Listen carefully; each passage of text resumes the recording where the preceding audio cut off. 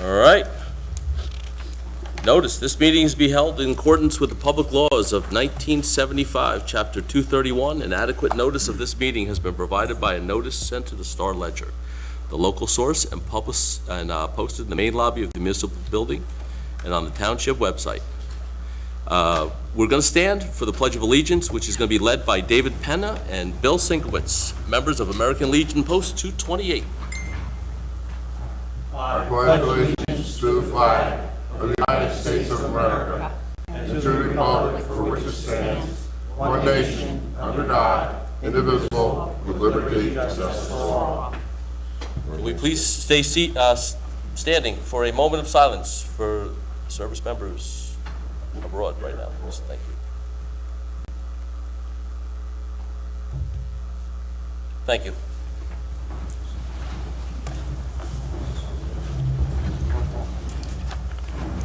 Roll call, please. Mayor Capides is not with us tonight. Deputy Mayor Weber. Here. Committeewoman Du Bois. Here. Committeeman Huber. Present. Committeeman Kaiser. Present. Okay. Okay. First, we've decided to cancel the regular meeting of the Springfield Senior Citizens Club this Thursday, March 12th at 11 a.m. The program on Medicare is going to be rescheduled. So that's the first thing we have. Also, we'd like to do a congratulations to our Registrar and Administrative Assistant, Kristen Ragland, who was named City of Rawway's 2019 Volunteer of the Year. Thank you, Kristen. Come out here, you. Come on out.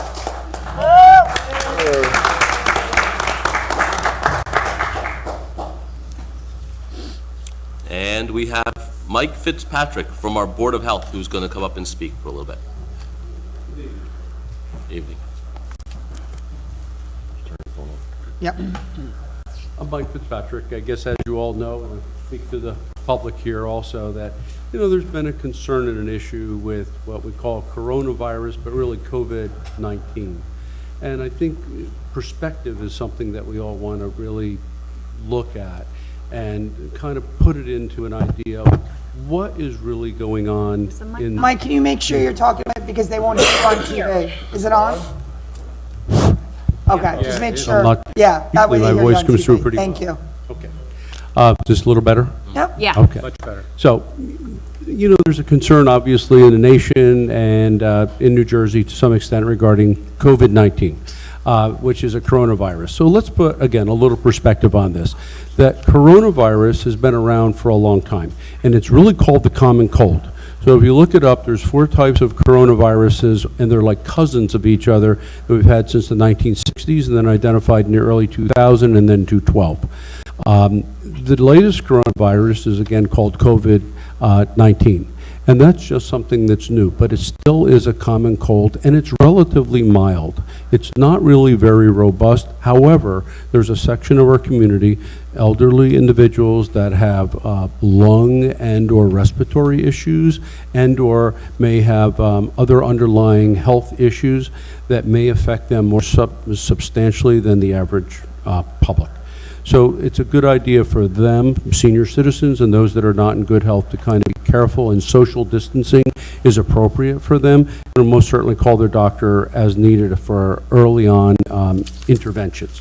But for the rest of the population, really the message is social distancing of 6 feet or more. This is an upper respiratory disease. This is not influenza. And that you really need to have droplet spray on you. So again, if you're talking to somebody more than 6 feet away and you happen to be coughing and sneezing, they're not going to necessarily have the spray travel more than that 5 or 6 feet. So it's important to know that a little bit of distancing is good. It's a good idea to know that washing hands robustly for 20 seconds with warm water is really good in quality. It's important to cover your cough and cover your sneeze by putting your hand on our arm, like kind of like this, not like this, not like this, and not like this, and not like that, but literally in your arm. That will stop the droplet spray, and that's a good idea. If you have a fever or if you're sick, obviously you should stay home. And frankly, in society, a lot of times what we do is we have Advil and we have Tylenol. We don't feel well, we need to go to work, we need to get our children to school, and what do? Tylenol, Advil, a little bit of water, go to work or school. In this case, everybody is kind of over-worried, and we've done the same thing for common colds for years, and now because of it being an international issue and not sure what's going on, especially from China in the beginning, we're not sure what's going on with the disease. But as I understand it, and I'm just a small health officer fish in the pond, it looks like it's not a really serious situation for the average population. It's mild to moderate. Again, the individuals that have more of a concern for their health background, they're the individuals that we're more concerned about. As far as going to school, going to work, normal shopping, things like that are all very appropriate to continue to do. We're not at the point where the switch has flipped to say that we have an epidemic whatsoever. So think about some of these numbers. Since January, there's been 100,000+ influenza cases in the United States. And in the United States, there's been 300+ COVID-19 cases in the United States. And the cases are loosely defined because if you will read, so as of Saturday night, I received something from the governor's office and the commissioner's office. There were 29 potential cases. 25 of the 29 were found to be negative. So it ended up with 4 potential cases. They were not even confirmed. So in the state of New Jersey, as of Saturday night, there were 25 cases out of 29 that were absolutely negative. And 4 of them were still being identified by the CDC as whether they were if they were considered positive, confirmed positive, versus presumed positive. I'll give you an example of some of the things that are going on that people are making themselves more worried than they need to. Hospital call and an ambulance squad call regarding an individual that was transferred. Now, the whole ambulance squad is extremely concerned. I called the hospital to find out that the individual had a lower GI tract problem with a fever. The person did not have any respiratory issues whatsoever. Yet, the person was so concerned that the hospital decided that they would do a COVID-19 test. And I said to the doctor, if this was 6 weeks ago, before this all happened, what would you be doing, and would that person come to the hospital? The person came to the hospital because they were worried about what they read in the media or saw in the media, number one. Number two, they don't want to leave the hospital because they're afraid they're going to die. They do not have anything in an upper respiratory whatsoever. They put this person in isolation because they didn't know what else to do with the person. But if it was 6 weeks ago, the doctor said, oh, we would just turned around, send the person home because they had one bout of diarrhea, and they're in isolation in a hospital because of that. So that's the kind of hysteria that unfortunately is going on, and then that gets listed as a case.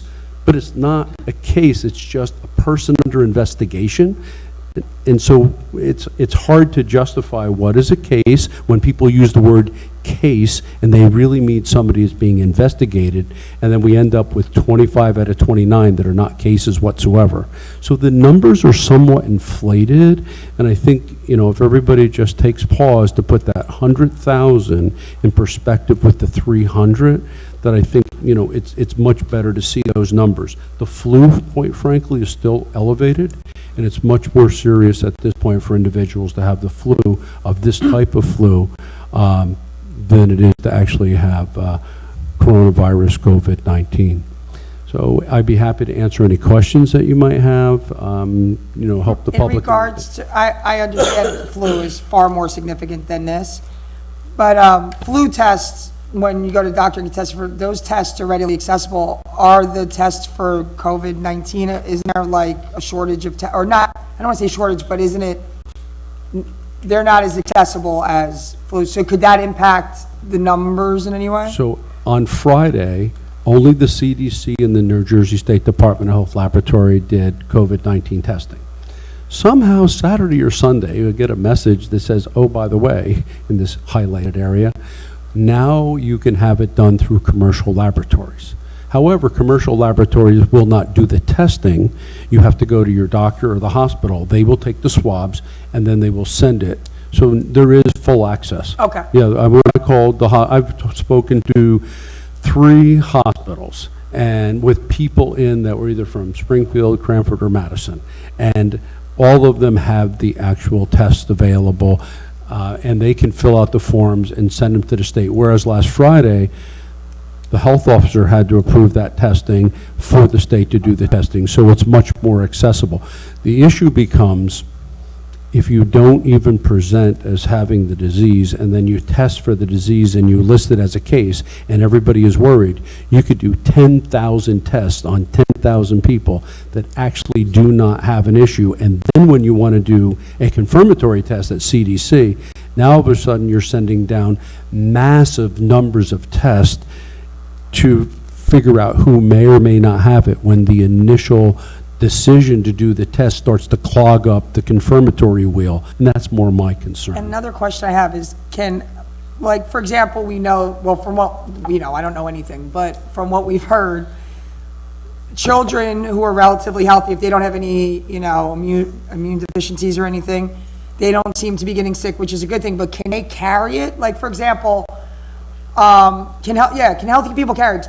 Working in a school and accessing a lot of kids, if I have a family member who's got diabetes or has some other issue, can I carry it to them even though I'm not going to show any symptoms? So the answer is, let's think of the perfect bell curve. You know, the bell curve goes like this.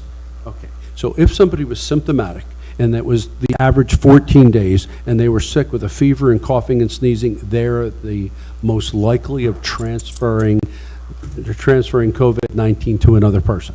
If you're asymptomatic, Yeah. you're not coughing, you're not sneezing, you're very low on that bell curve. You're not at 0, but you might be at 5 or 7 or 10% compared to 100%. So relatively speaking, you're not spewing out any droplet spray, and therefore the likelihood of you transferring to someone else is very, very minimal. So it's almost good that young children, average adults, actually, if they're asymptomatic or minimally symptomatic, it is really considered pretty mild at this time. So New Jersey, even though the governor declared an emergency last night, and that was more for a strategic reason. Yeah, that's more so just he, to he access can, resources. He can put all the resources together when needed. We're still in a relatively low concern level and monitoring constantly. And I can tell you that we are, as health officers and health departments, bombarded by the moment from CDC, the State Department of Health, the links agency, which is the links from the state that gives us communications with changes and changes and changes. So it's not for anybody not watching this. It's being watched very closely. And it's, even though it said it's fast moving, it's not moving like that. It's just moving, and we don't know if it's going to be this or this. Because if you think of what's happening in China, they now see a dramatic drop over the last week or 10 days. So they could see their bell curve went up, and we were all concerned that it was going to continue to go up and not come down as a curve, and it actually started to come back down. So that's at least a good sign that it's not something that is going to continue with an upward spiral, but it should go up, it should peak, and if we can contain and have this social distancing, wash our hands, and all the appropriate things that are normal things that we do during flu season, I think it can be contained pretty well, and the hysteria can just kind of relax and drop. So hopefully that's useful. And in regards to schools, because you're hearing some places there's a possible case and then schools are closing, I don't see the rationale behind, like, if you have our district is relatively small, we have a small number of schools, but even if there was a case somewhere, what would the justification be for closing an entire district? I don't understand. Is there a rationale behind that? Is it just being overly cautious? There's not. So the schools that are closing now, everybody should understand, they're generally not closing because of the illness. I know some are closing. They're closing because of strategic reasons, to be able to say, if in the event down the road we have the need to close because children are ill or society or the governor's office says close, we need to have a plan for teaching what we do with all the various components. So the closures now that you see are really taking snow days that we didn't have because we had mild mild snow this year.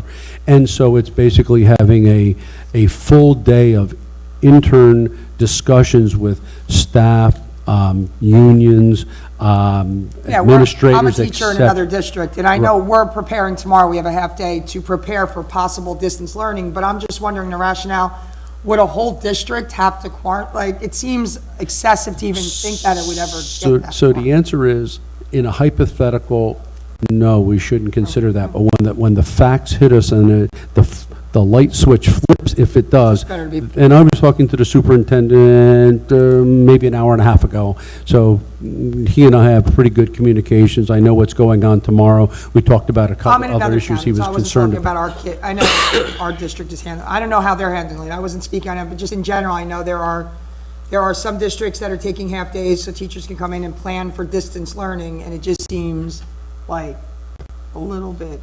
Well, they're doing so they're planning, so if it ever hits. So, it's be over-prepared Yeah. and hope it never happens, and I think that's what they're doing. And based upon the fact that a few school districts have 3 snow days left, they decided, let the children stay home and then go ahead and just have this strategic meeting. So the schools are not closing for the reason of everybody's sick. They're doing it so they can assure that they have the best quality situation in the event of. That's kind of what it is. As a guy who has allergies, I cleared out the entire ShopRite today by coughing and sneezing. Everybody ran away from me.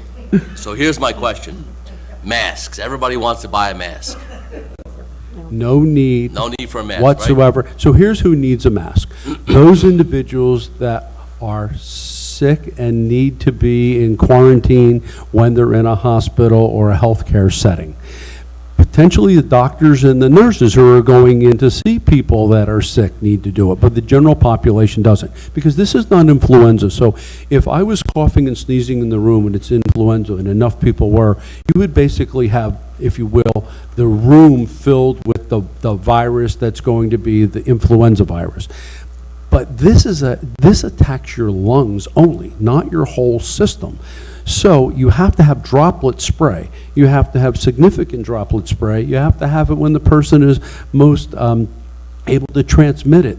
So, and the person that's receiving the droplet spray has to be sick or have some kind of condition that's going to allow this to affect their own body and grow within their lungs or bronchi. So it's different because you really have to, once you have a little bit of distance, or if even somebody turned their head and sneezed here and you're standing there and you're only 3 feet away, this is going to go down this way. It's not going to necessarily affect you unless an individual is particularly ill, and has, what they're finding is if you have lung issues, and when you go to the doctor and they put that little finger piece on when they're taking your blood pressure to see what oxygen level you have, so they're finding people that are deoxygenized, even though they don't know they have lung issues, because they're not really breathing fully, they are also at risk. So if you don't have that and you don't have underlying health issues related to the lung, you basically are a low-risk person. And that's the majority of society, frankly.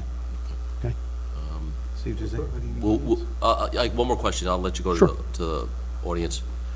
Will we see a break in this or change in this with weather as it gets warmer? Does this virus survive in the warmer weather? So, there's theories in all ways. So this is what I'm going to tell you from the practical point of view. I don't know about this COVID-19, but when we're all outside in the spring and we're not in close quarters, so if you're playing a sport or doing something in closed quarters in a gymnasium versus you're outside, you're playing baseball, everybody's spread around, you have all fresh air blowing around. So just logically, when you're outside and you have better weather, you're in less close quarters, and that goes for the influenza also. So I don't know so much that warmer weather is the issue, it's that we function differently in society when there is warmer weather.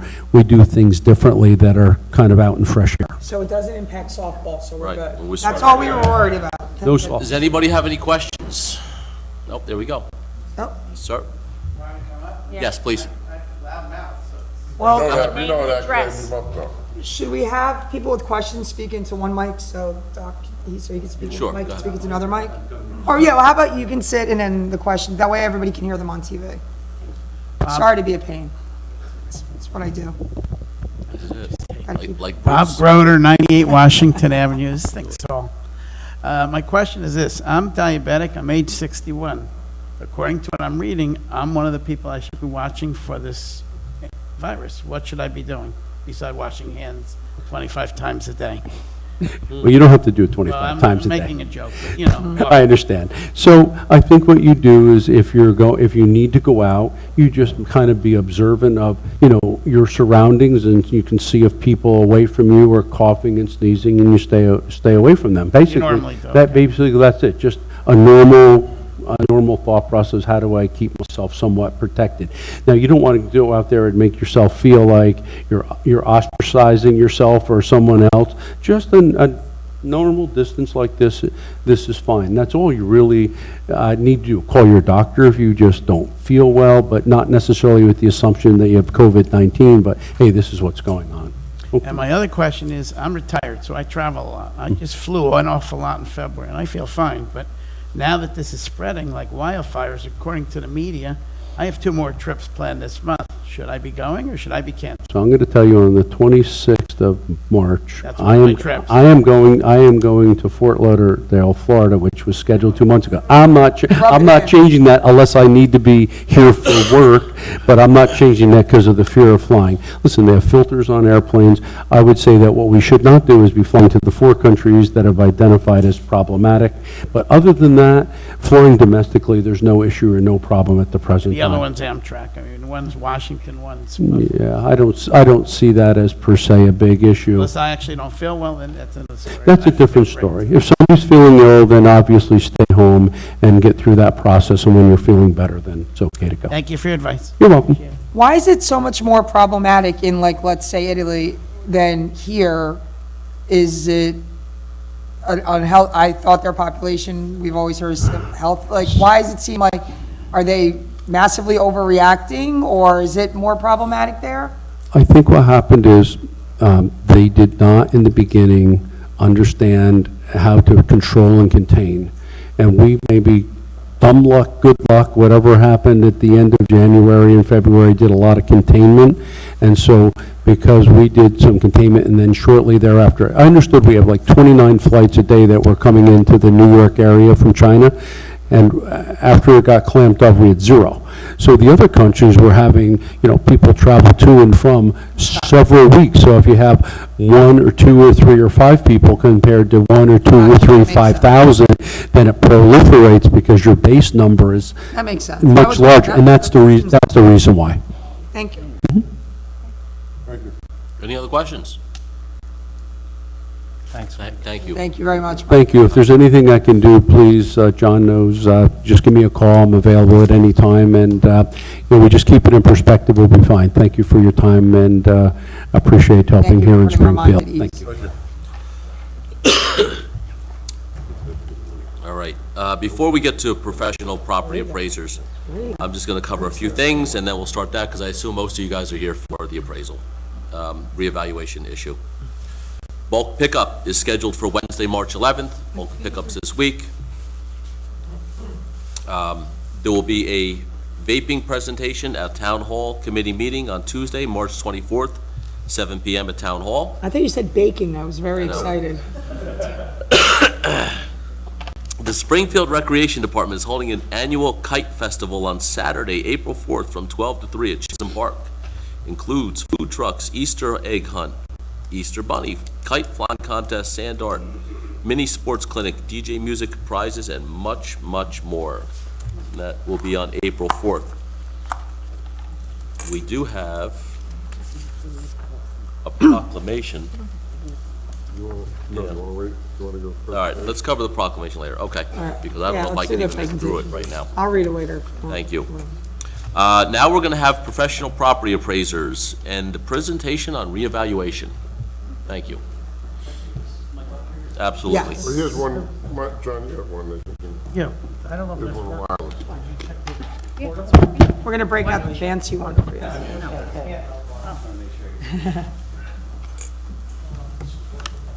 Oh, I spoke too soon. Isn't there one over there?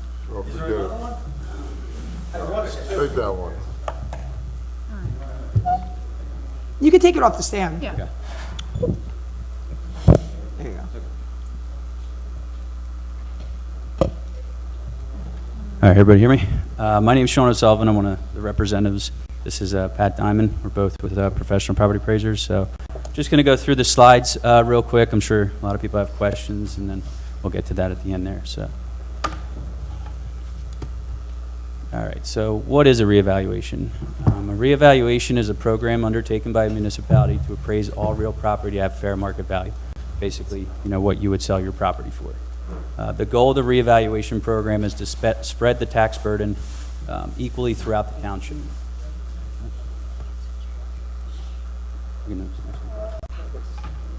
So, like I was saying before, what is meant by fair market value? Fair market value is the price at which the municipality and the assessor believes the property would sell for a fair and bona fide sale by a private contract. We used the sampling period or the time period from October 1st to the following October 1st. So why do a reval now? A reevaluation is warranted when properties in the taxing districts are being assessed substantially below the true market value. So the average property in the township now, according to the assessments, is at about 38% of market value. So the last time the reevaluation was done in town was in 1985, so it's been quite a while. Who will conduct the reevaluation? So the township has entered into an agreement with our company, Professional Property Appraisers, to do the township-wide reevaluation. So for the people coming out to your house, the field representatives, each data collector will have a ID. Pat has his up here, so that's what it will look like when they come out to the property. If you want to come up and see it, you can. Basically, that'll be displayed when he comes up. The inspector can provide a letter too. That's basically a letter from the municipality. It'll contain their letterhead, contains their telephone number. Any questions you have, you can call that. You can ask for the credentials. They should have it on them at all times. So. What occurs? So basically, this is what they're going to be looking at when they come to your property. So interiors and exteriors of the property will be physically inspected. The dimensions will be noted based off of measurements. The exterior property will be photographed. We're going to be looking at recent sales, comparable properties to figure out what the value should be of your properties.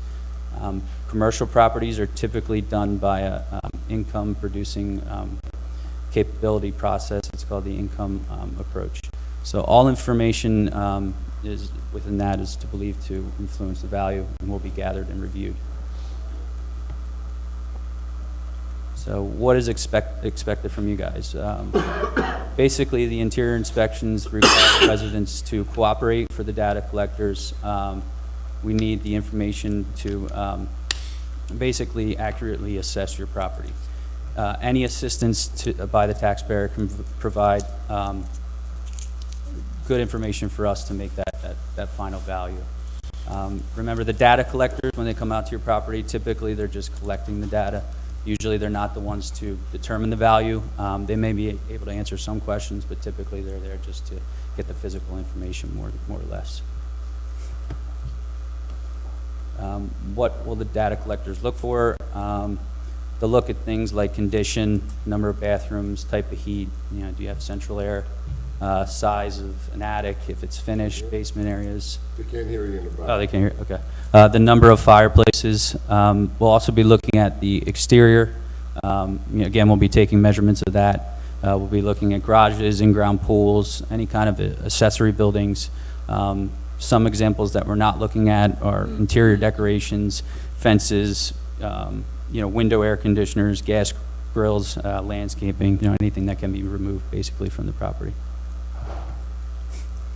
What if you're not home? So upon the initial visit, a notice will be left on your door.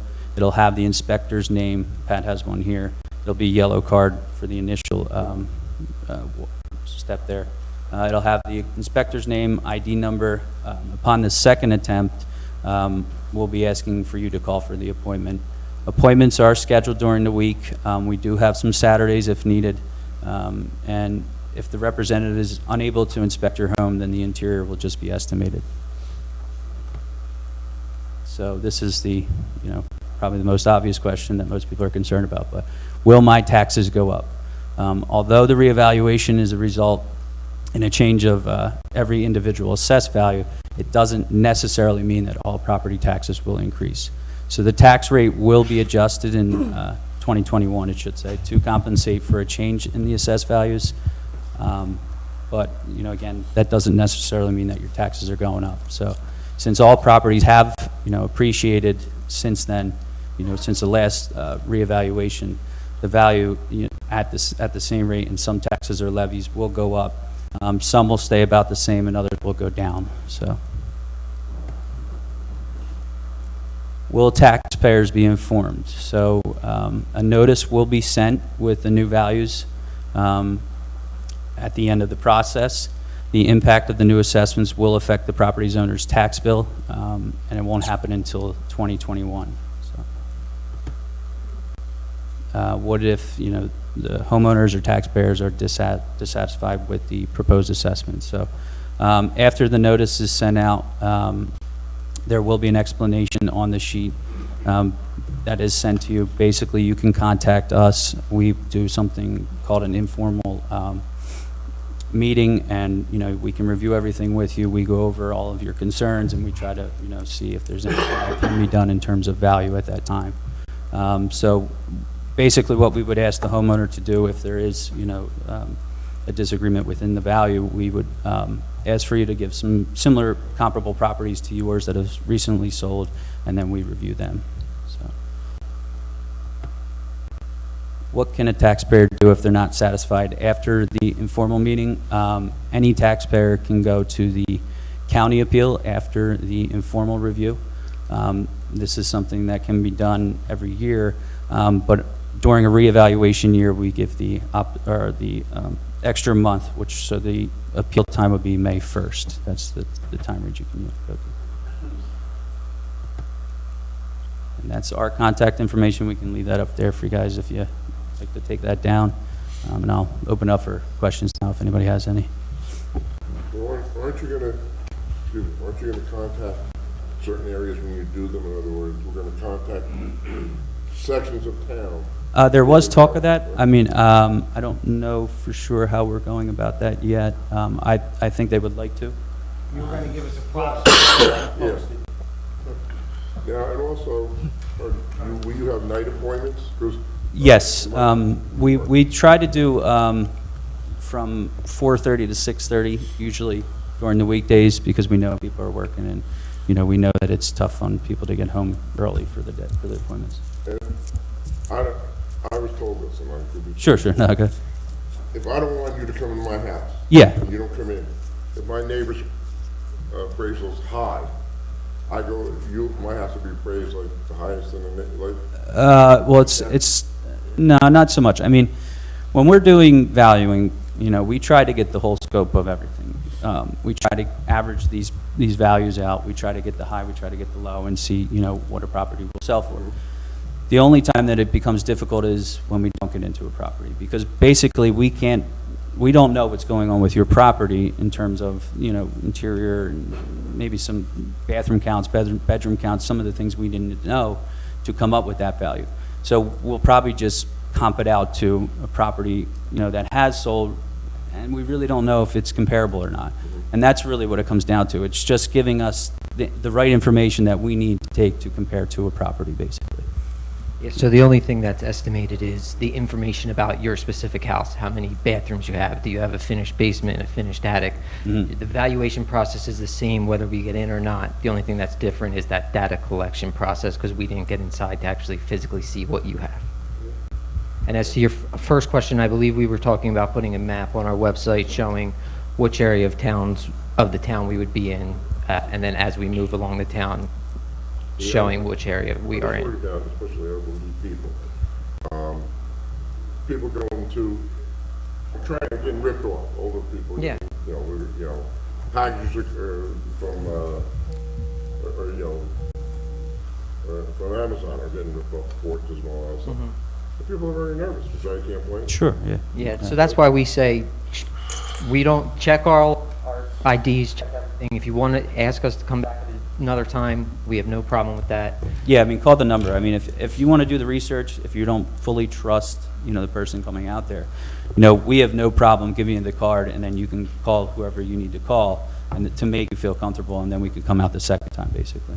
And Rich, all our employees that will be out have had a background check done by our police department. And they will have identification, and just know that they have done background check. If, And okay. I'm sorry, you can also call the administrator, anybody who wants to. If somebody's in your neighborhood and you don't feel comfortable, call him and he'll say, well, yeah, they're there, they're in that section today or tomorrow, whatever it comes up. if, oh, Suppose we don't feel comfortable. Hang on a second. Not just because people come and we don't know, just because the people come in to raise our tax. Yeah, I mean, it's your right, you don't have to let anybody in. I have a question. The comparable sales, where will you get the data? Where do we get the data for the comparable sales? You never see the insides of the house. All you know is what is the Yeah, I mean, we'll be using the sale number, you mean?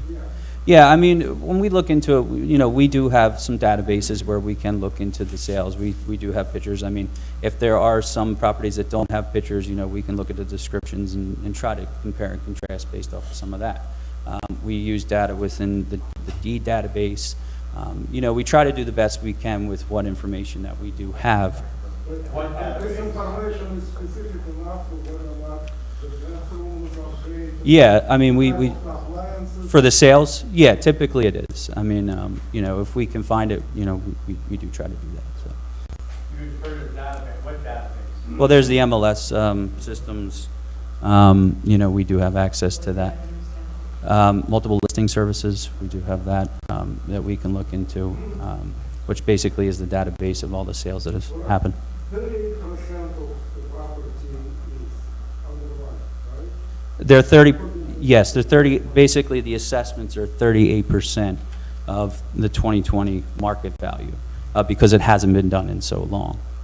That's median, average, what? The assessment values in comparison to the market values of today are only 38% of that market value. What are some medium property or never? Just based off of the sales that were sold and the assessments of those sales, it gives you a total ratio. The most expensive compared to this expensive for someone on the median. Well, it's based off the, yeah, Median, average. it's just a calculation. So you take the old assessed value, and then you take the properties that have sold within this time period, this last market time period, and you look at what the difference was of the old assessments to the market value assessment, and it gives you that 38%, basically, of that market value. I'm looking at my question.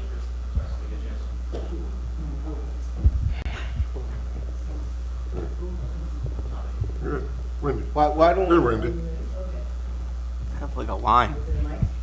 Sure. Wendy Jones, 158 Milltown Road. Now, it seems to me it makes more sense for people who can to make an appointment with you.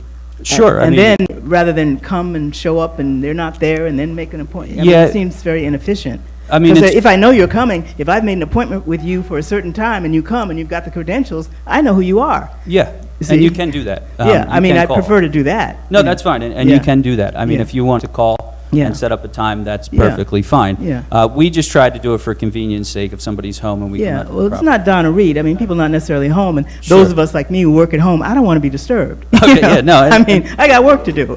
And that's Don't come totally knocking on my door, understandable. you know? No, I understand, and it's totally understandable. I mean, if you want Yeah. to call and schedule ahead, we can. Yeah, but then I'm ready for you, because I've finished what I'm supposed to finish. Sure, I'm, sure. whatever. Now, walk me through this. Mhm. I make the appointment, you show up, I check your ID, you Mhm. come in, and you come and you walk through the house? Yes, it's a basic walkthrough. There's nothing, we're not going to be taking any measurements inside. All the Yeah. measurements are done from the exterior. Yeah. That's how we gain the square footage. Yeah. We're going to be looking for the overall basic condition of the property. Again, Yeah. we're going to be looking for bathroom count, bedroom count. Yeah. Finished area is very critical. Yeah. because, you know, that'll affect the Add square to the, footage. yeah. But those are mainly the things that we're looking for. It's Yeah. very basic. It's not going to be very time-consuming. It's Yeah. usually between 5 and 10 minutes at most. Okay. And that's really, you know, how the whole thing. All right, I'll call you. All right, no problem. The number 866-9567, that's the number to call. Yes, that would be the number. You could call. Well, we'll have a letter out to you before we start, and it'll have all that information on there for you. I'm not sure what the timeline is on that yet. Mayor. What's the magic number? What's the effective tax rate? Yeah. That's going to be answered in Can I ask, time out, can I ask one thing? We don't know Can you that. guys come up to the mic one at a time with Yeah, names and and addresses Ed, and can address you the mic? sit- That way at home can hear what's Ed, going can on. you, like, sit on one of the ends? Come on up. And just use that microphone there. It might be easier. Name and address, please. Jerry Bricinelli, I'm on Warwick Circle. So for the effective tax rate, and that's the number that we can establish, that we're hoping that is established or will be Yeah, soon. I mean, So we know, Sure, if go we ahead. know what the value of our house is, we know that we just need to multiply that number against Sure. the value of our house for what we expect the tax rate to be eventually. Yeah, I mean, in terms of that right now, you know, we're not sure. I mean, the values are really going to have to dictate that, and the budget is going to have to dictate that. And, you know, the budgets will be voted on. The values are going to be determined based off of those sales. So all of that information has to come in first before we can come up with that tax rate. Ed Galanti, tax assessor for the township. Let me just point one thing out to you. We have a ratio of 38.7%. So, and we have a tax rate of 7.23 from last year. If you take 38.7% of 7.23, you're going to get the effective rate. In other words, you're going to get a rate that we can apply to the market value of your house and get the same tax. No, we don't know. I can tell you this, if the rateable base goes up 3 times what it is now, which is expected, the rate will come down 3 times less than it is right now. So it'll give you an idea. So 250, 260, 270, somewhere in that range. That's what you can expect. It's something in that range. It's going to be much less than 7.23. And to you, sir, your questions about comparables. The first things that they're going to inspect are the sales.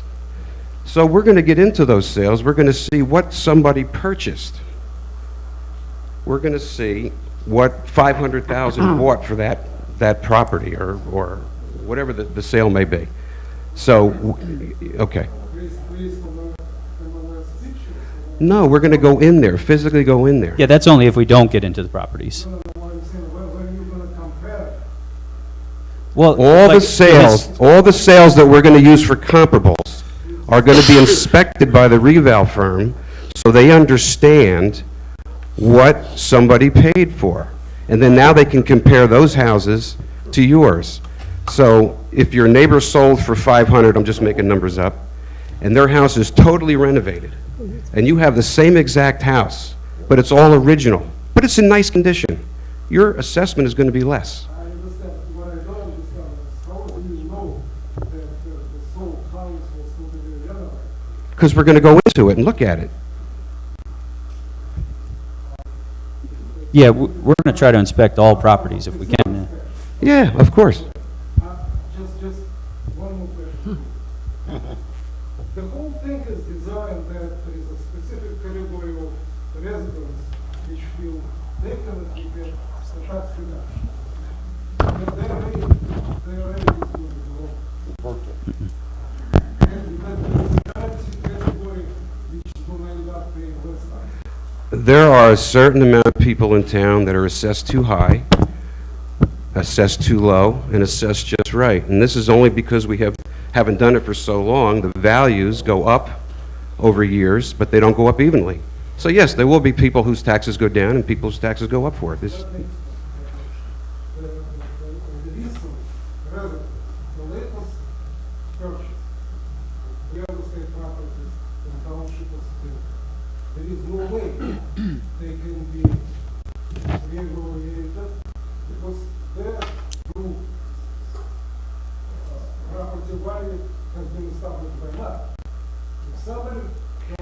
Yes, but their assessment is from 1985, like everybody else's. So the tax is still calculated, not based on the... Correct. Correct. We don't change somebody's assessment just because they bought it recently. That would be the most unfair thing we could possibly do.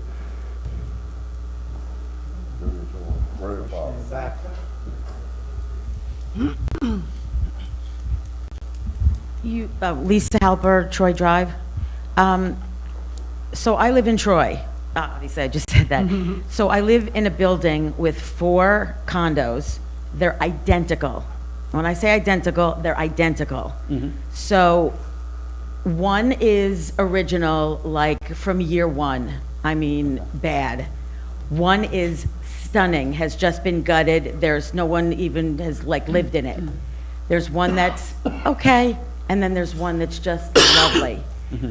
What makes you an expert that you can come in and decide that what I just said, one is stunning, one is from year 1, one is nice, and one is lovely? What gives you the expertise to decide on those 4 units that are identical in a 1-bedroom, a 1-bathroom, a living room and dining room, to assess, to bring it down to the average of, you know, what we're gonna pay in taxes? Sure, I mean, it all comes down to sales again. You know, if there's sales within the building, then we try to gauge it and we'll try to make the adjustments. Right, well, I know what one just sold, the one that was just got in. Oh, okay. I know what I paid for mine and what Yeah. mine looks like. The one that's from year 1 that's falling apart, it's, Sure, no no. one's gonna buy that because it's Yeah, I mean, again, nothing.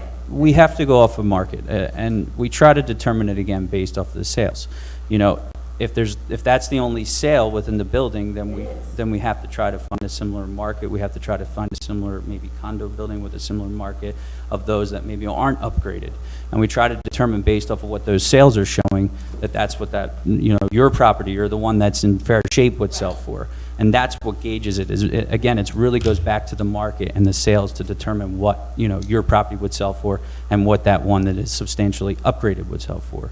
So So what I'm saying is, are you taking like an average of the 4 of us? again, it depends on what comps we use, what, you know, what's out there, what kind of data. The data is really, you know, the key to this. If there's enough. Am I necessarily gonna pay more or less taxes than the one that sold for like 50,000 more than mine? I mean, the value should come in less in terms of, you know, what's going on with your property. And again, we're going to try to find similar properties that have sold to yours, similar condos, similar markets of condos, and to try to determine where you should be. So is it beyond just the sale, or is it also because they've upgraded like unbelievable? Like, Well, it's a comparable in terms of size and comparable in terms of maybe the room counts and things along those lines. Yes, so that's so. all identical. It's footage, Sure. footage identical. Yeah. 1 bedroom, 1 bath, living room, dining room, kitchen. Done. They're four. Yeah, so you do have to take that into account, but then again, like you said, the conditions. So, you know, Marble this, marble that. yeah. So in terms of a comparable, yes, it's a comparable, but you know, we still have to take in the condition into it and try to see if there's any kind of adjustments that could be made on that. Again, we might try to find another condo building with a similar market that doesn't have all You're the. not looking that he's got marble this and I don't have marble that. We are going to be, yeah, again, it's a comparable, but we would have to make the adjustment because yours isn't upgraded like theirs, and that's how that works, so. So how fast do you get the card in the mail or whatever, you said by 2021, so after they do the appraisal? Yeah, I mean, it all depends on how fast we can get it done. I mean, typically, it's closer to the end of the year, you know, you'll get everything then. When do we have to be back where you got? When do we have to have this all done by? You're starting to go around the end of this month, correct? Yeah. You're gonna, Mistake.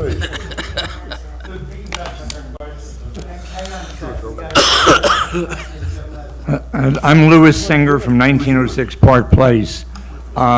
When can we expect the first contact from you? The end of March? We're still working on that timeline, but yeah, it'll probably be closer to then. And what will be the first contact? It won't be a letter. letter, it'll be someone knocking on our door? You'll have a Understood you letter correctly? being sent out, you know, letting you know that we'll be around. Now, at that time, it will give you some, you know, details of numbers and, some basic information. If you want to call us then, you could even tell the office to put a note in and say, call when in area, or, give some specific instructions. So, After I retired, I had worked as a hearing officer for a property reval company for several years. In those days, and of course today, a lot of people, I'm sure, come to you and they're very concerned that their taxes are going to go sky high. Sure. Because their property hasn't been revaled in 25, 30 years or more.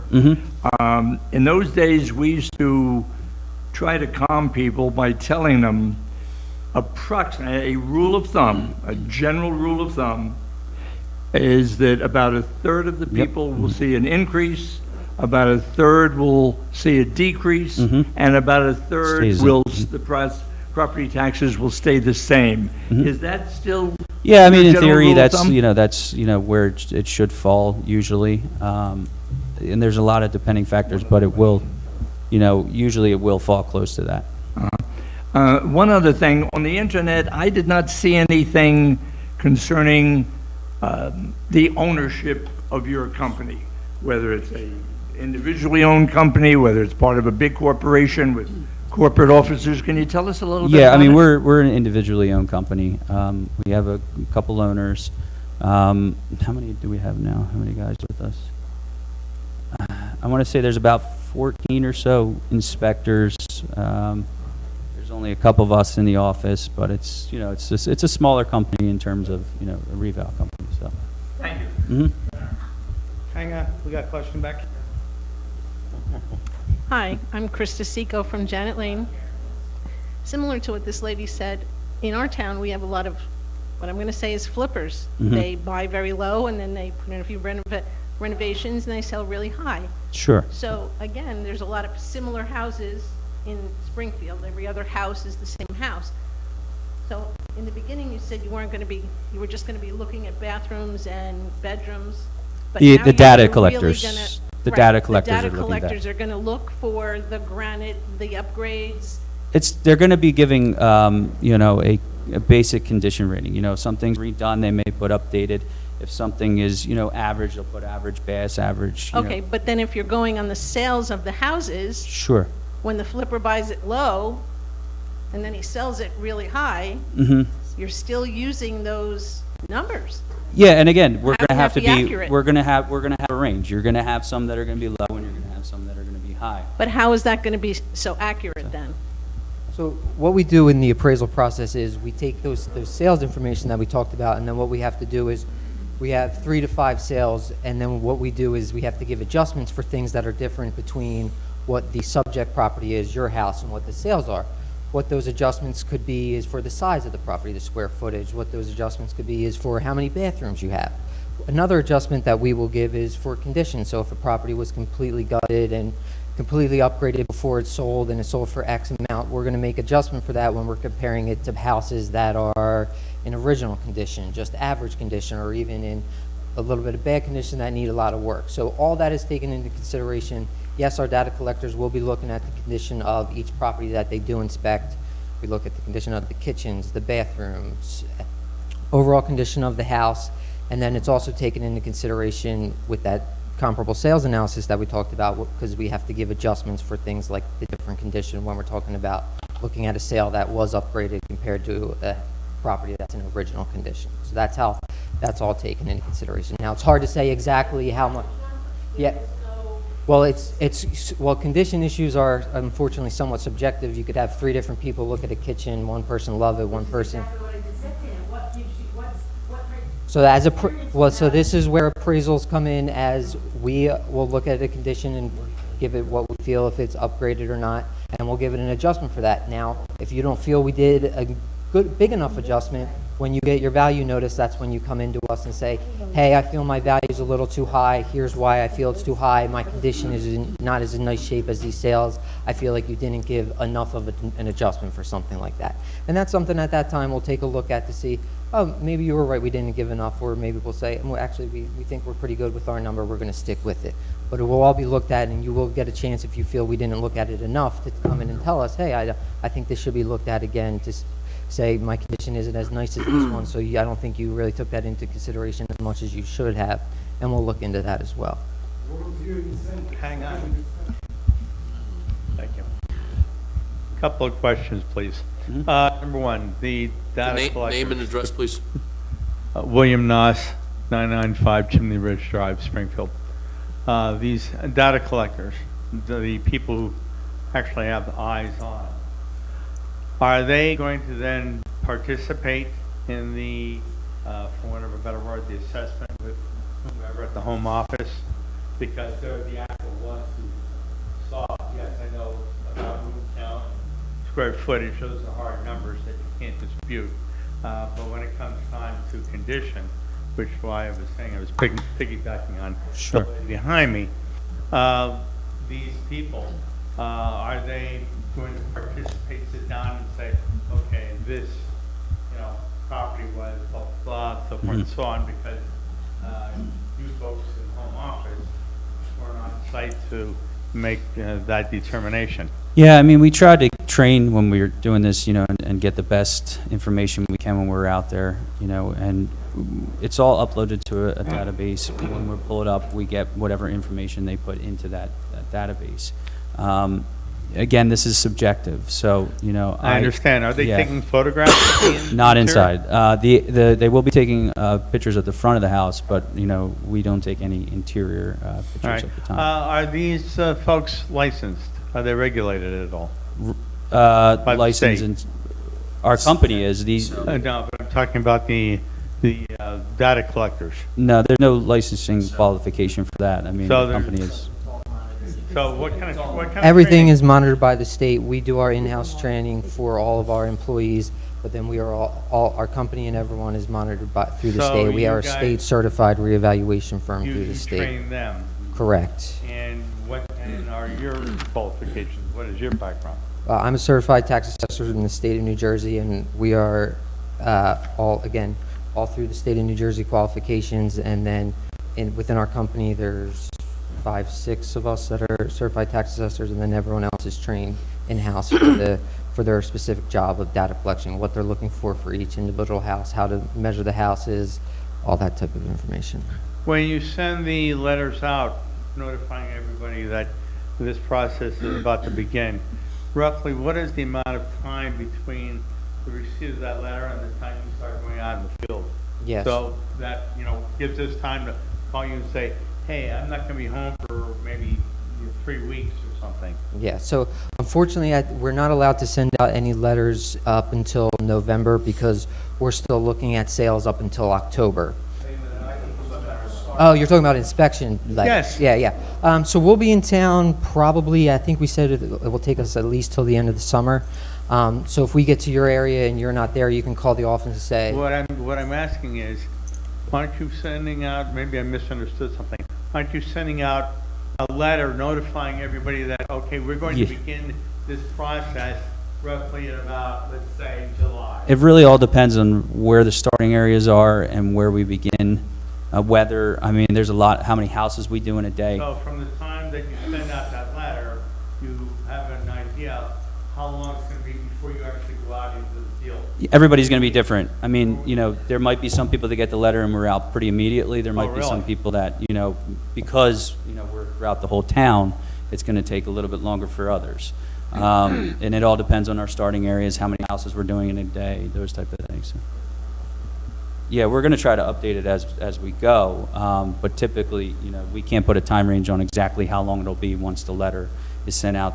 Everybody's going to be a little bit different in that Yeah, I case. just want an idea of fairness Sure. between that, so that, we can work with Yeah, no, and again, I mean, if you're concerned about it, I would call and set up, some kind of special instructions, or if you want to have us come out and specifically come to your property before we get to your area, we can do that as well.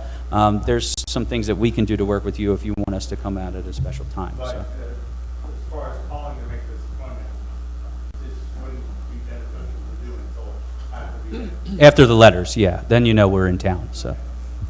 Bob Groder, Washington Avenue.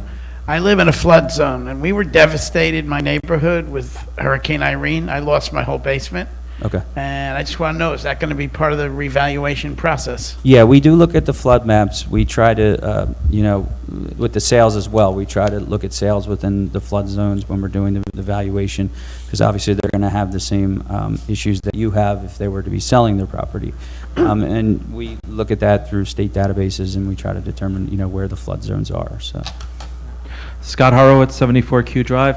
My question is about the commercial properties. You mentioned you're going to evaluate those as well. We have two demolition zones in town and one giant vacant property. So you're going to be looking at the future value of those once construction is done, because those will have a higher value on the town and theoretically get a higher valuation. You mean for the future? Yeah, the redevelopment projects we have going on. I mean, typically, the way that it is at the time is usually how we're going to value it. There's something called an added assessment for a completion of, a property.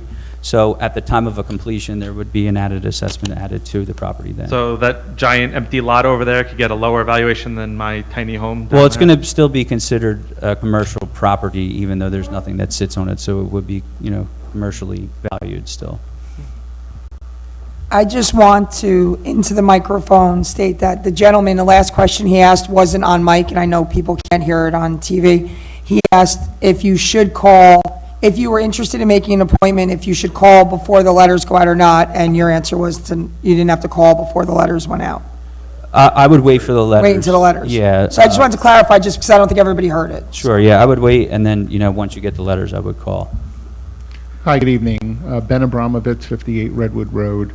I have some questions trying to understand assessed value. You're strictly looking at notional principal.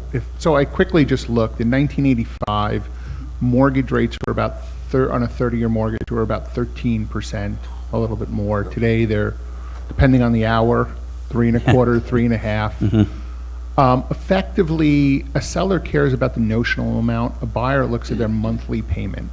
Sure, I mean... Sorry, go ahead. So if I look at a 38%, which is what you said, if I look now versus then, effectively, if a house value, dollar amount, between then and now, and I'll give you a rough estimate, from 3.5 to 13.5, just for rounding purposes, call it, it's a 4X or a quarter. That means a notional value of a house would be approximately on a 30-year, where it's primarily interest, no principal, should be quadruple the assessed value, and the monthly payment that a buyer has to do will be exactly the same as it was in 1985.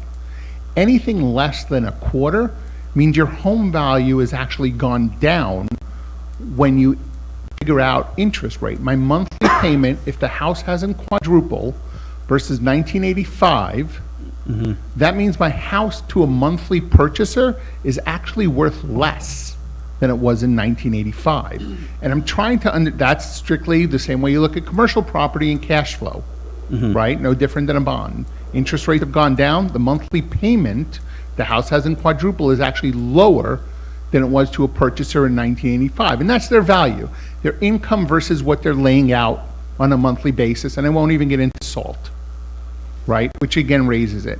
And I'm trying to understand, when you figure out assessed value, and then the rate that you're paying on that assessed value, how you think about that when you look at 1985 and you're talking that 38%. If it's a simple notional, it doesn't work that way. Life doesn't work that way, payments don't.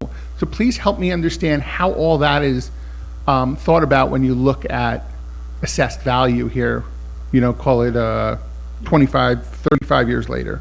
Yeah, I mean, in terms of the old numbers, what they were valued at that time, that's what the market was. I mean, we don't get too far into what it was valued at in 1985. The only thing as an appraisal company in today's, market, really that's the only thing we're concerned about is what is this property selling for at this time, and what would it sell for if you were to put it on market. And really, that's the only thing that we can control. Whatever was happening in 1985, whatever they put a value on in 1985, we didn't control, and we don't have any control over what that is. We set the value based off of what the market is calling for your property value to be today. And that's really our main job within this process. So if you look at monthly payment that someone's paying on a mortgage, which is the imputed cash flow that underlies that asset, you actually take none of that into account? I mean, those type of situations are different for everybody. I mean, again, it's going to be solely based off of what the sales comparison is calling to be in today's market, and really that's what we're concerned about as an appraisal company. Brian Cass, 832 Mountain Avenue. Just a few questions. Your inspectors, you said like 14 inspectors in theory are out, and they might see things a little differently based on, their experience or whatever. Sure. Is the home office reviewing each of these inspections to look at what they saw and Yes. just to kind of make sure that everybody's Doing what comparable they- in sure. what they're doing? Yeah, we go through the properties, when we're trying to determine those values. We pull them up and we, try to, get the best understanding of what's going on with each property. Obviously, there's going to be some variations within each, person going out. But, we try, when we're training, we try to give them, a good understanding of what they should be looking at and what they should be picking up. And, it's been good. And, we try to do what we can in terms of trainings. Yeah, and to that point, we will also be going out and quality checking all of our employees' work. Now, we can't go back and do each and every house that they did, because then that's doing each house twice, and the workflow wouldn't really work for that. But we will be doing quality checking on our employees to make sure they are doing the job that they were trained to do, and they're doing it the way we expect them to do it. Are the inspectors bonded, in case there's an accident they trip and fall, or? The company is, yes, everyone under the company is. Okay. Do you have a mind, like, where, I know you have to get started, but do you sense when there would be a deadline when we would have to have the inspectors come in? Will that be in the letter, like you have to have the internal inspection by a certain date? Yeah, typically we give 3 opportunities to the homeowner to give us a call. We'll have the initial, when we're out initially, then we'll come out the second time, and then we send out a third attempt letter. When you get the third attempt letter, that typically means that we're going to be finishing soon, and you should probably call at that time if you hadn't, done it before. Will there be like a date listed in the letter? No, Like a I would calendar just date? no. I mean, usually it's just call when you can, when you get the third attempt. Because again, that probably means that we're finishing up. Because fairly you're like, quickly. if you're in another part of town and, hey, I'm in a part you already kind of covered, but Yeah. you didn't get to me yet. We'll still come. I mean, Okay. we'll still come to your property. So. Also, to the committee, is it possible to get the slides up on the I was website? gonna suggest. Yeah, just so we can review what the slides were here presented tonight. Absolutely. Thank you very much. Thank you. Bridges Trails, 22 Ann Place. So my comments or questions are similar to Ben's in the sense of, because I didn't think that assessed value and market value were the same in the sense of some sort of adjustment, and he makes an excellent point. In 1985, interest rates were really, really high, and now they're low. So to me, interest rates are high, people probably will have to sell their homes at market value less, vice versa. So the other comment is, I thought assessed values, even though we haven't had an evaluation since 1985, are still adjusted. I mean, the whole since then. purpose So of my this. point is, the concern is having someone's assessed value double or triple between now and 1985. Yeah, I mean, the whole purpose to the revaluation is to bring these values back to 100% market value. You have to adjust that rate when you bring the values back up to 100% market value. Typically, you'll see the values increase and the tax rate decrease. And that's really what happens, when we bring these values back to 100% market value. But in terms of it being a percentage, after the revaluation, it's always 100%, when we get back to it. I mean, you're really,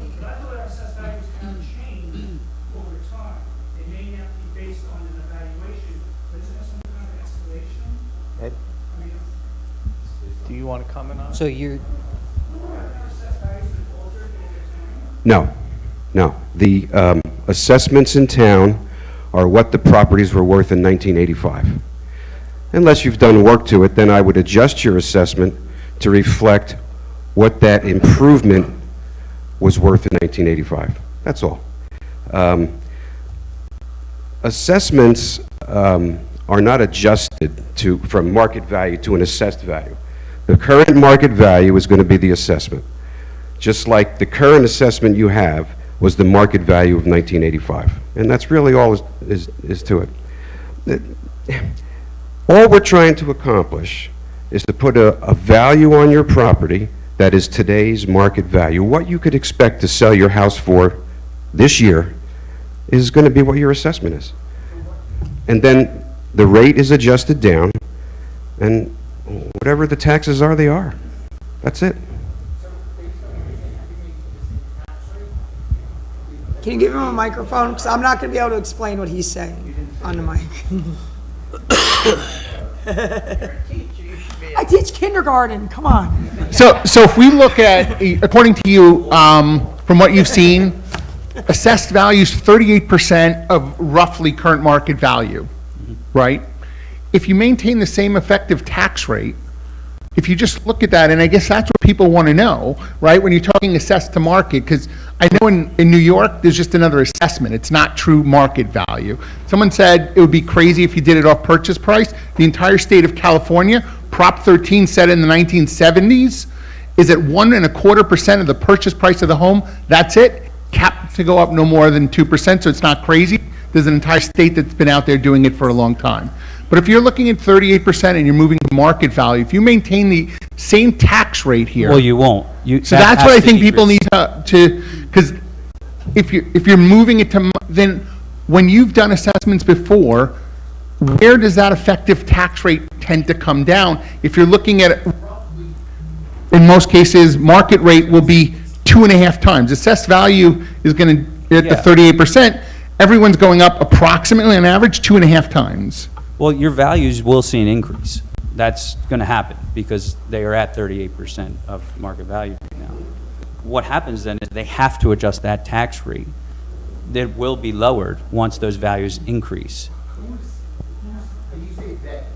Who's they who has to assess that tax rate? It's just a mathematical formula. The town has their budget. They know what the budget is. They know what the total value of the whole town's assessed value is. And then the total number. You're saying basically a reshuffle of an existing.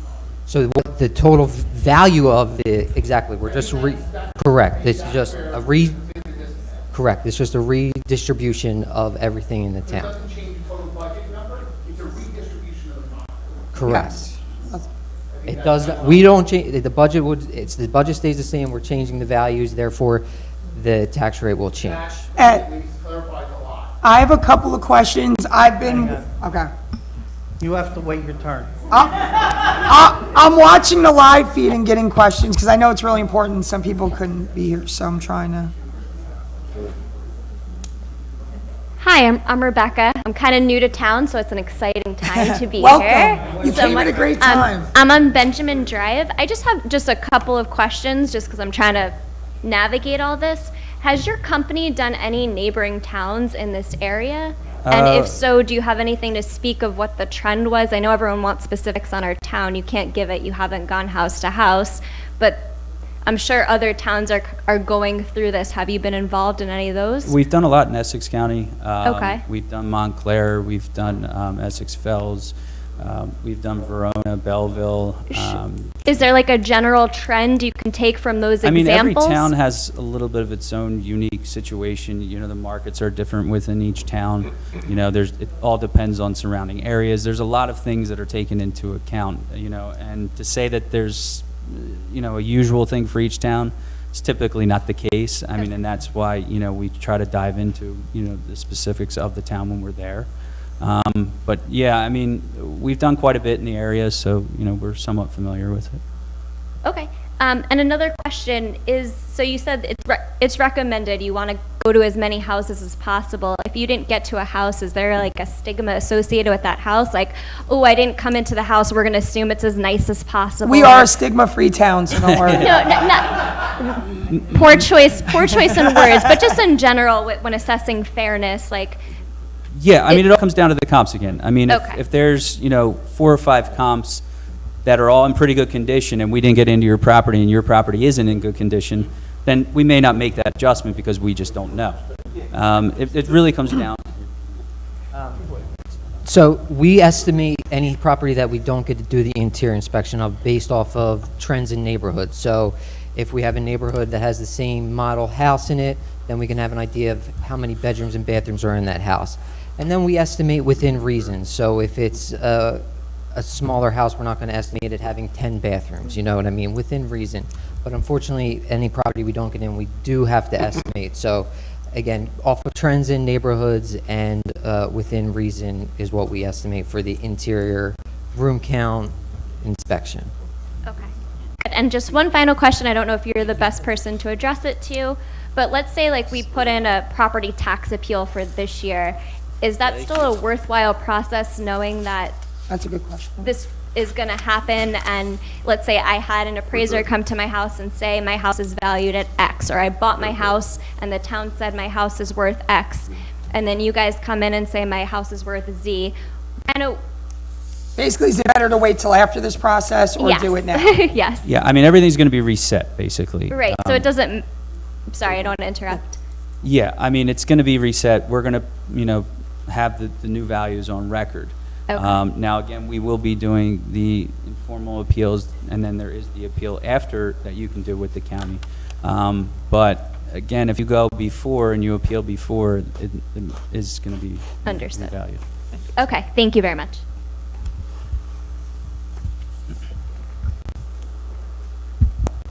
Thank you, David Lejuez, 28 Q Drive. Thank you again for your time and for the explanations.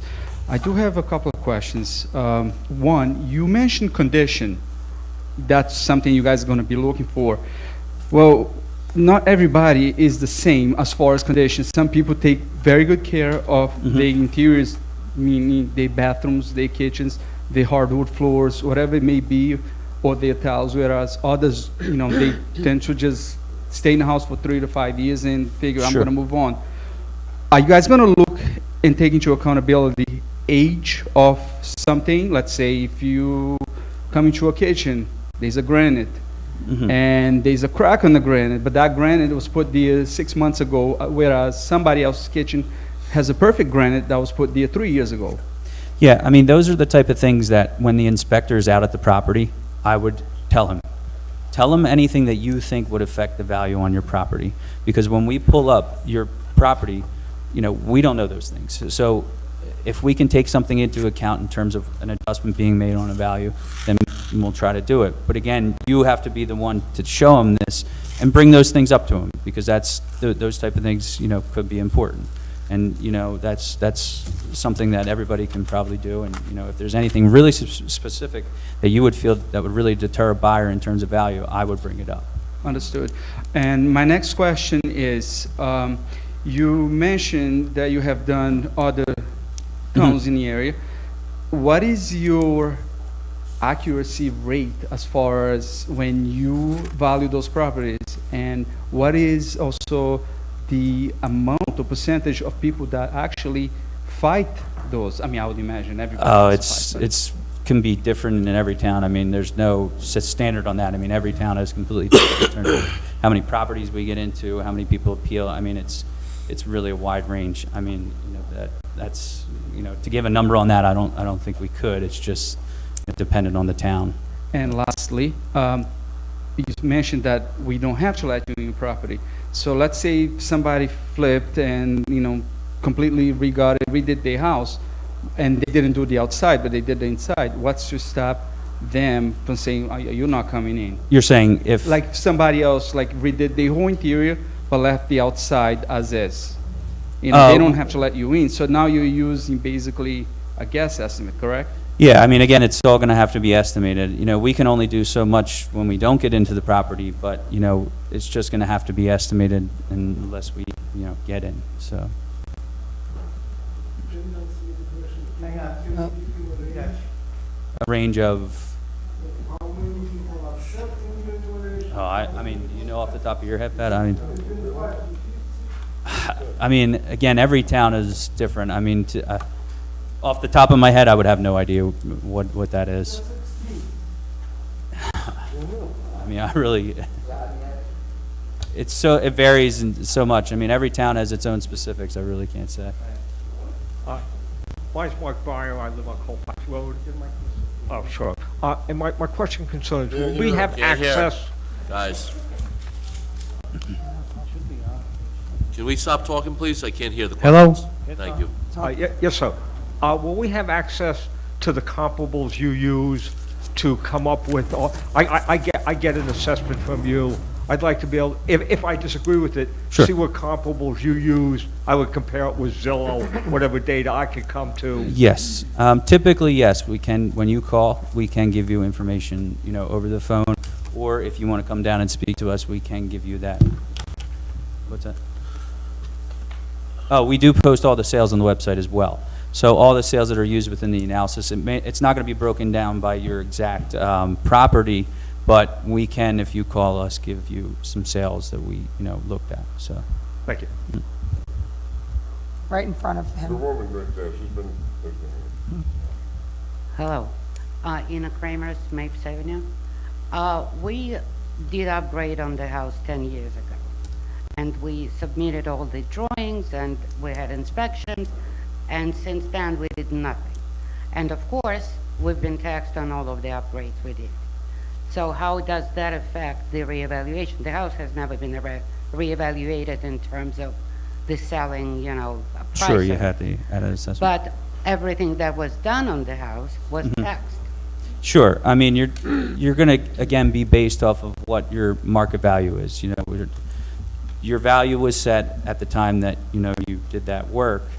And sure, but we're just going to take that and we're going to compare you to the sales that, you should be compared to, and go off of what the sales are calling your value to be based off of what you have. So. The gentleman over here asked about comps. If someone requests address, a please. hearing with the hearing officer, won't you have a booklet there with pictures and showing the comps? I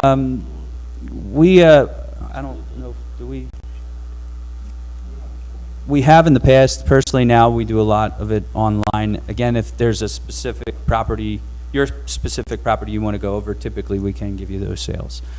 So we don't do much with the books or pictures anymore. Hi, Joe Coughlin, 17 Outlaw. Question for you.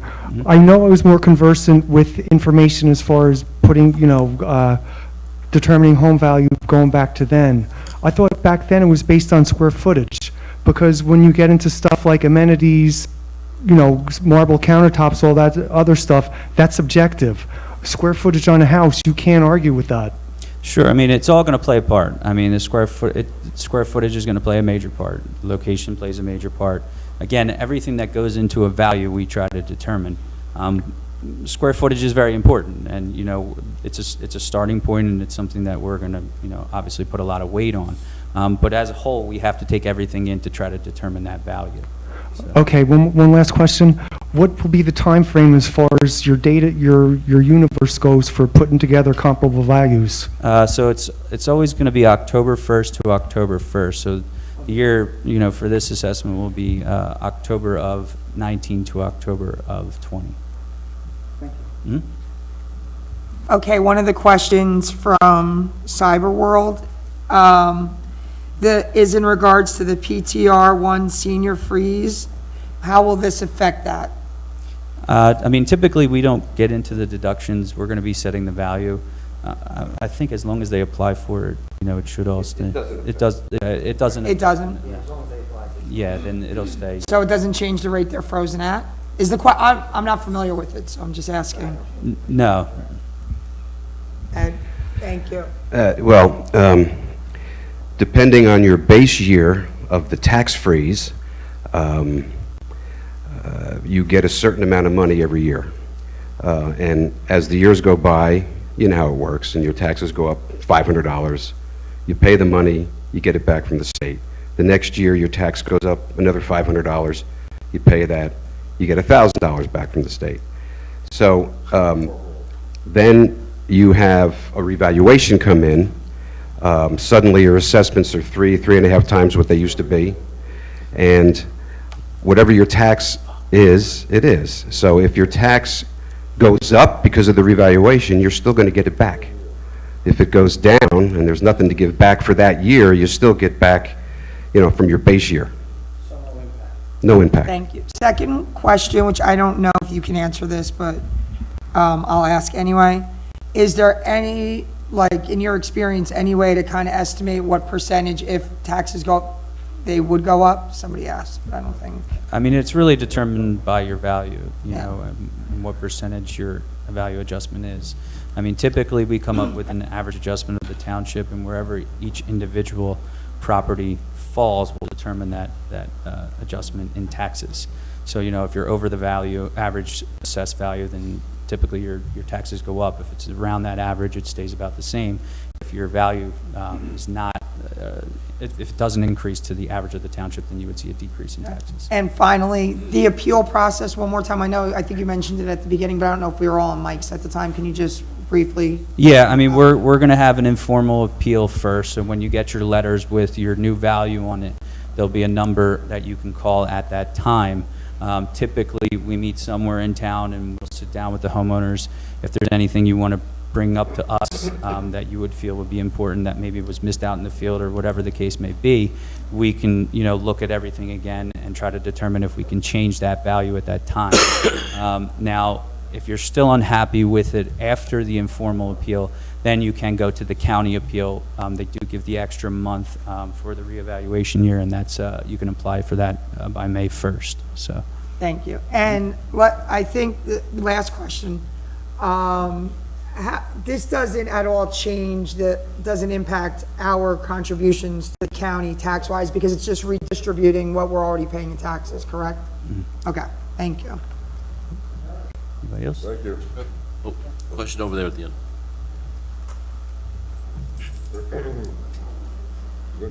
Bob Dolly, 143 Linden Avenue. I'd just like to make a comment that, isn't it true that this whole process has been initiated by the county and the state? Mm-hmm. It's not a township initiative, right? No, yes, it is. So some people seem to think that it's like a money grab by the town. No, it's always a redistribution more than anything. Right. So. Mm-hmm. Tabitha Ray, 11 Jade Meadow Drive. Or Tabitha Ray, 11 Jade Meadow Drive. If you have properties in your neighborhood that have had foreclosures, how does that affect your evaluation? I mean, typically we try to stay within your location. So, if there's some vacant properties or there's been some properties maybe sitting for a while or deteriorating, we try to look at, within your area, because the sales that we're using will have the same kind of effect from those vacant properties or foreclosures that you would, because it's the same location. We try to let market, explain that through that. Yeah, So we had a foreclosure in our neighborhood, but they did a whole renovation on it, but because it was a foreclosure, it sold for a lot less. yeah, and typically, we don't use them within the analysis. They're not used, short sales, any kind of distress situation.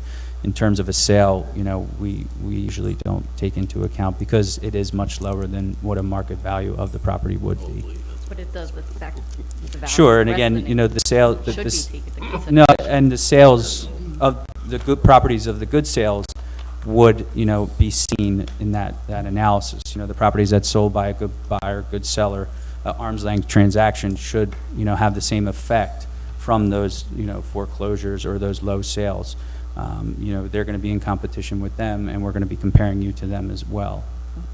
The other question I had is, if you are in the middle of a tax appeal right now, how does that affect everything that's going on? Should we not continue? Again, it's going to be, revalued either way. It's going to be a new number but ours won't go into effect until July or August of 21. So if you have it now, you may have it for a little while, but again, our numbers are going to reset that appeal. Sean, let me just follow up on the foreclosure question. If a house was foreclosed, next people come in, renovate it, Sure. you're still gonna go in and reval that house, aren't you? Sure, yeah, absolutely. Mhm. So that should take care of that. Joe Brichinelli, 51 Warwick Circle.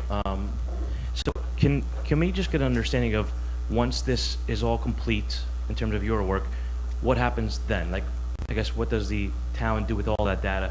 Once we know what all the assessed values of all the homes are, can we take it from there onwards? A determination at that point is then made in terms of budgeting, and then the effective tax rate can be determined off of that. Sure. I mean, once we're done with our values, we pass everything over to the assessor's office, and then it becomes public information, public value.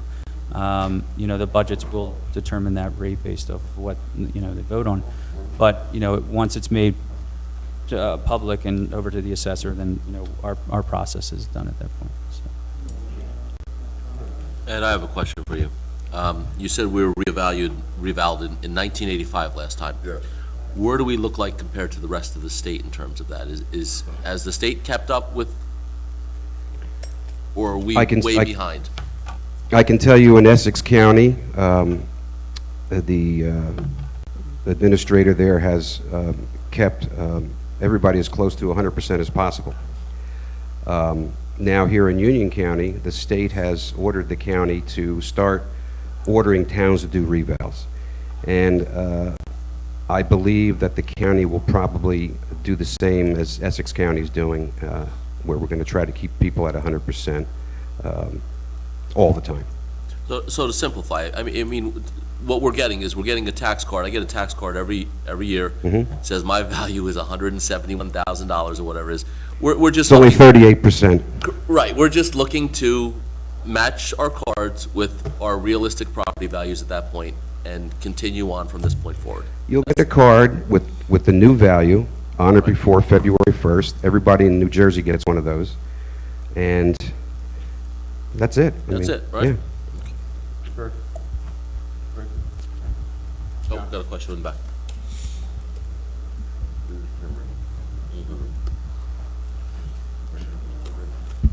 How you doing? Just two questions. Dominic Sayuda, 97 Colfax Road. Question: what is the weight that you're using to measure the lot size of a house? Is the weighting of the lot size of the house going to be strongly considered in the re-eval?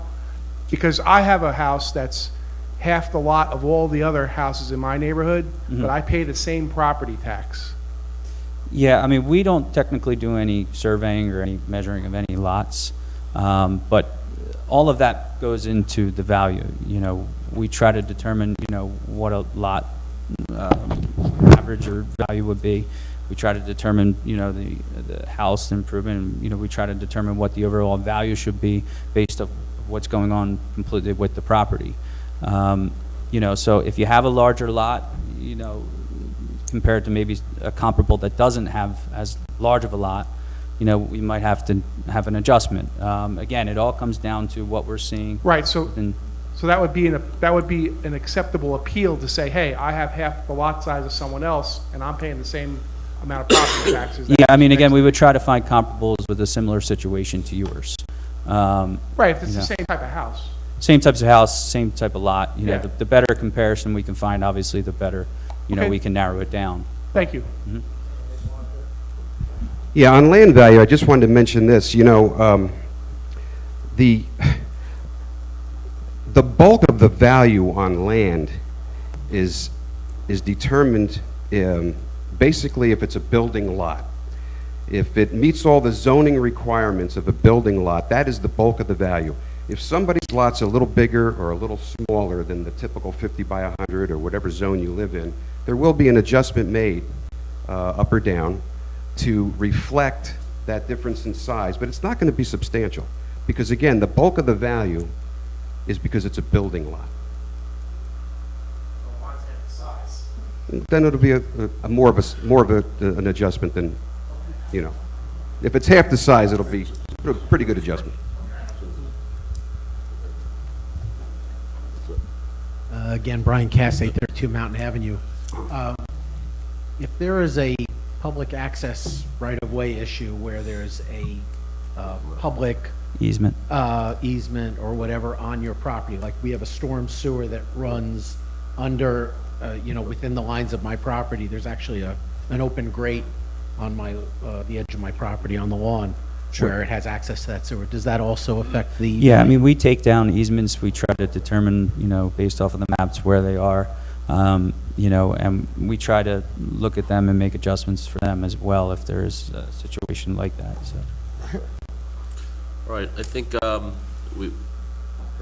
I think we, Send me the slides, we'll post them on the yeah. website. Sure. And if you have any more questions, like John said, you can contact him, or if you walk out of here and you watch this and then something pops in your mind, you can email any one of us. We'll make sure to do our best to get your questions answered. We're gonna take a 5-minute break. Thank you for this. Are we getting dinner? We're gonna take a 5-minute break to let everybody clear up. The meeting didn't even start yet. I'm starving. I should have ate before I came.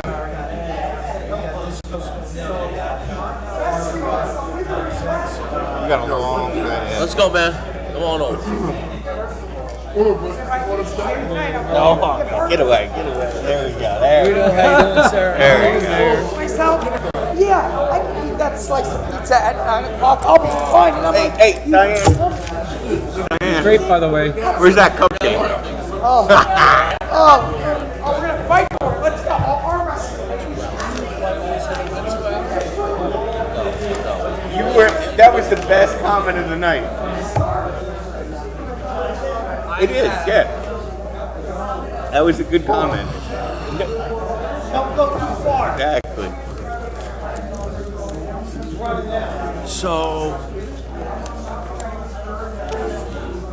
So we were gonna do a half day on Friday and Monday. Oh, I explained to you already. Oh, God. It is ridiculous. Absolutely ridiculous. I'll give it to, I'll leave it for the BA. Oh, it's a whole. Oh. Listen, we're gonna be Oh. down, we're gonna be down for It's on. everywhere. Here's my concern: grammar school, middle, like grammar schools is where my concern is. What do you do? I don't. John? Yep. Arguing with the lady? It is there. It is scary to sit in a room for however many hours. Yeah, I don't know. He was like hand motions. Hello, sir. I've been better. I'll be honest with you. I've been better.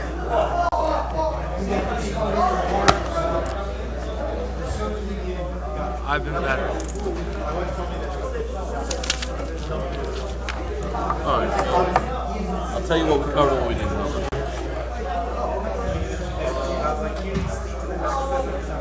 This disco.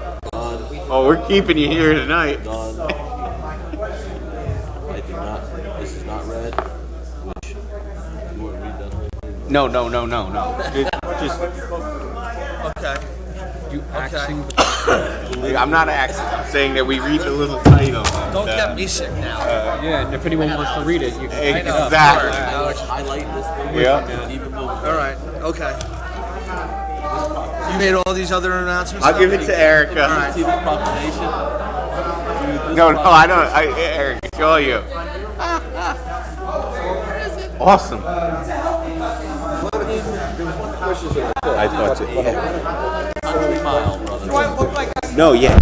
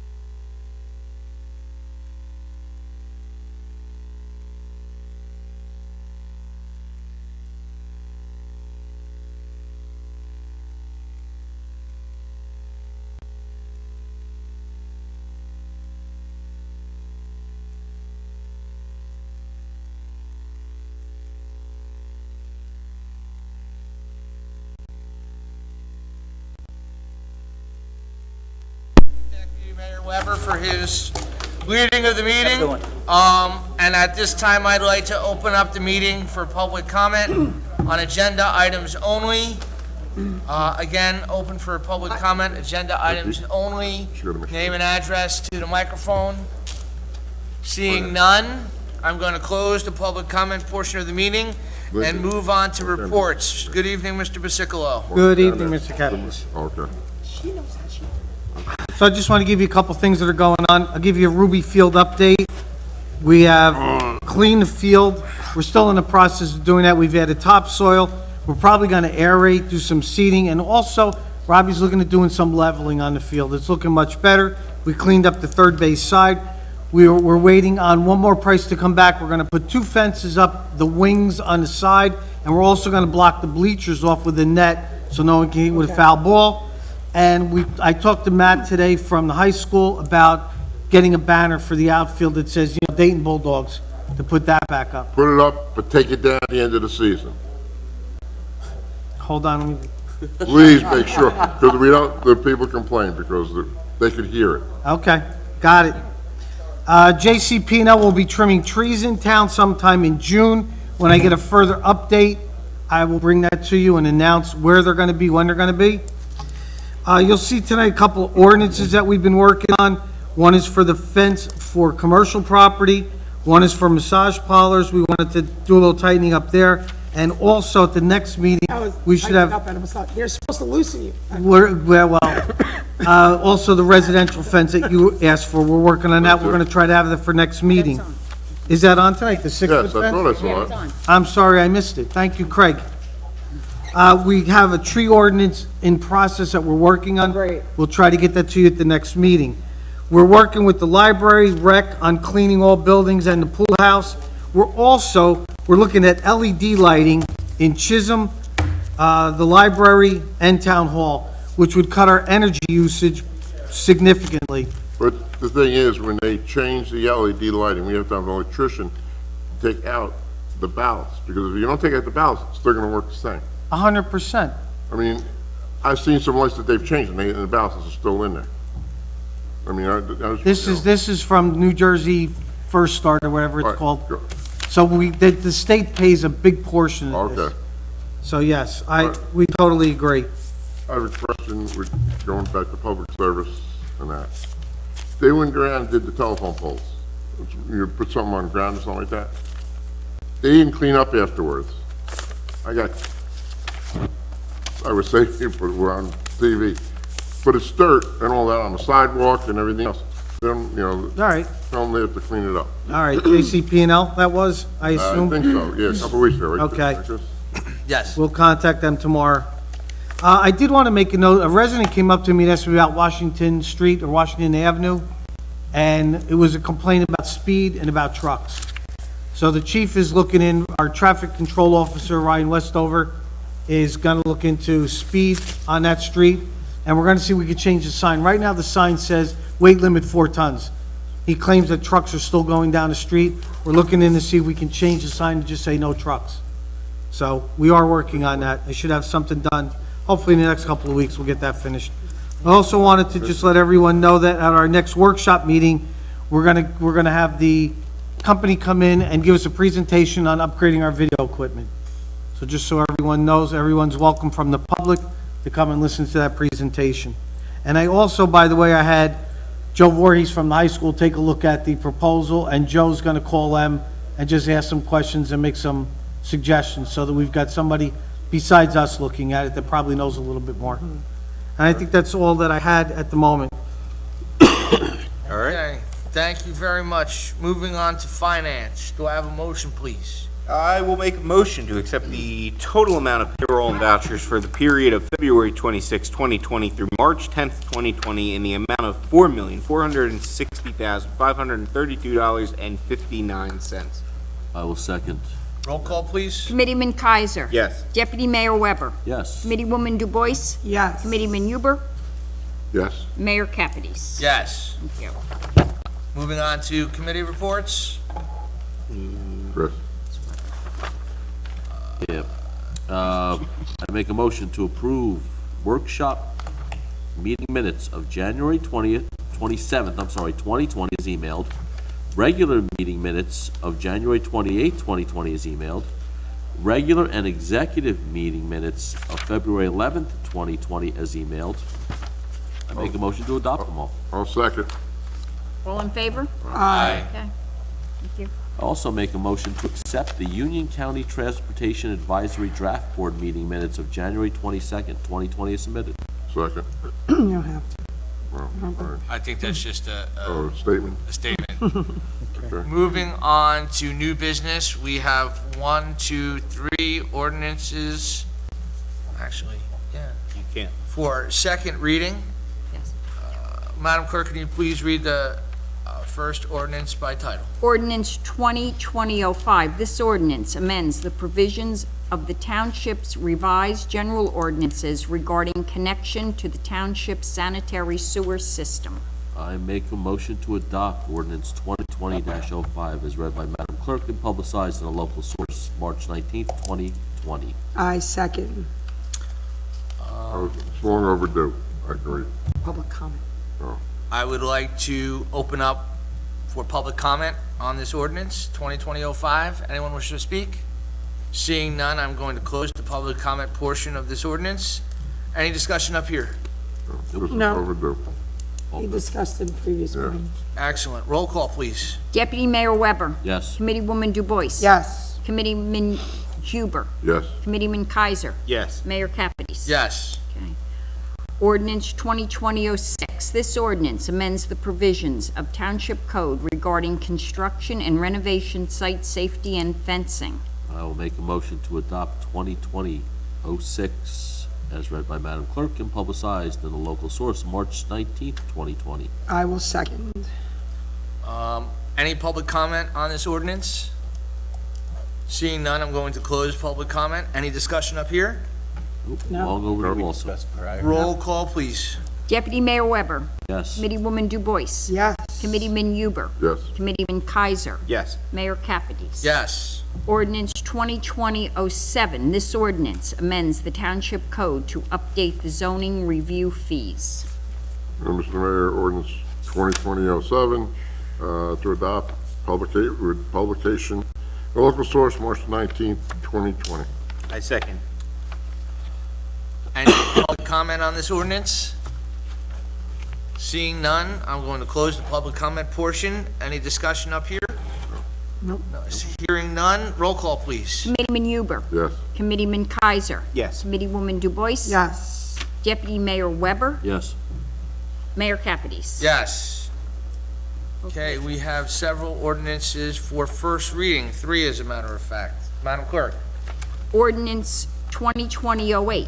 This ordinance amends the Township Code to supplement the land use provisions regarding principal buildings per lot.